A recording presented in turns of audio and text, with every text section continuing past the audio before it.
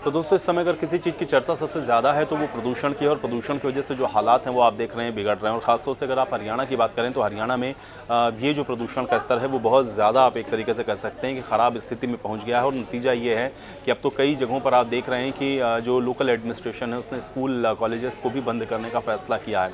हालांकि festive season है, दीपावली वाले वीक में आप देख रहे हैं कि छुट्टियाँ हैं, लेकिन उसके पहले ही आप देख रहे हैं कि जो प्रदूषण है वो भी एक बहुत बड़ी समस्या बना हुआ है। और ऐसे में खासतौर से बच्चों को इससे किस तरीके से सेफ रखा जा सकता है या बचाया जा सकता है, इसके लिए ये एक बड़े ऐलान हैं जो कि किए गए हैं। और उसी कड़ी में आप ये कह सकते हैं कि अगर आप हरियाणा को देखें तो यहाँ पर भी स्कूल कॉलेजेस को बंद करने का जो फैसला है वो किया गया है। ग्रेड 4 का जो एक तरीके से आप ये कह सकते हैं कि ग्रेड 4 है उसको लागू कर दिया गया है, यानी कि अब और सख्ती के साथ जो नियम है उसको पालन करवाया जाएगा। और कंस्ट्रक्शंस हों या इस तरह की जो गतिविधियां हैं उस पर पूरी तरह से एक तरह से आप कह सकते हैं कि जो रोक है वो लगा दी गई है।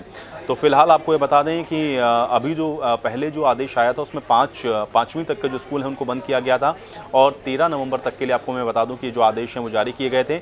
सोनीपत जिले में 9 और 10 नवंबर को नर्सरी से 12वीं तक के सभी स्कूलों की छुट्टी कर दी गई है। और ये एनसीआर वाले इलाकों में अगर आप देखेंगे तो ये कमोबेश लगभग सभी जगहों पर हो रहा है, क्योंकि एनसीआर वाला जो इलाका है यानी कि जिसमें आपका सोनीपत है, फरीदाबाद है या गुरुग्राम है, इन सभी जगहों पर आप देख रहे हैं कि पॉल्यूशन का जो लेवल है वो बहुत ज़्यादा खतरनाक स्थिति में है, क्योंकि 400 साढ़े 400 को ये क्रॉस कर रहा है। और ऐसे में बच्चों के लिए ये उनके स्वास्थ्य के लिए बिल्कुल भी सही नहीं है और इसलिए इस तरह के जो फैसले हैं वो किए गए हैं। रेवाड़ी के अंदर भी आपको मैं बता दूं कि जो धारा 144 है वो लागू कर दी गई है।